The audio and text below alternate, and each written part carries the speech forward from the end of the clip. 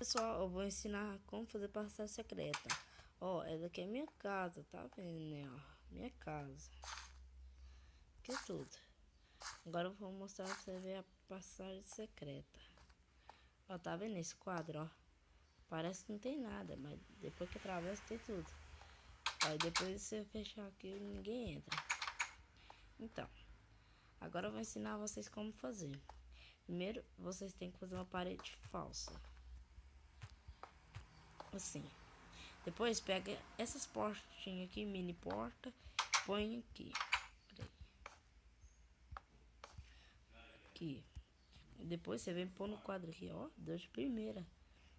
Aí fechou. Eu esqueci que não podia fechar de primeira.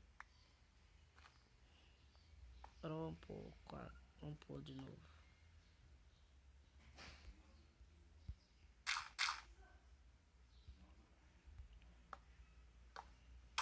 Já que é aberta. Agora eu vou demorar para achar um quadro grande.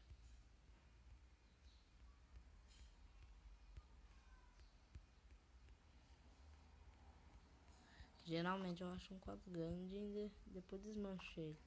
Nossa, eu achei um quadro grande até demais. Igual que você acha. Ah, achei. Aí você fechar aqui, ninguém entra. Aí vem aqui, puxa, ó. Você fazer quarto secreto. Coisa secreta. Onde você for guardar os trem. É, então é isso.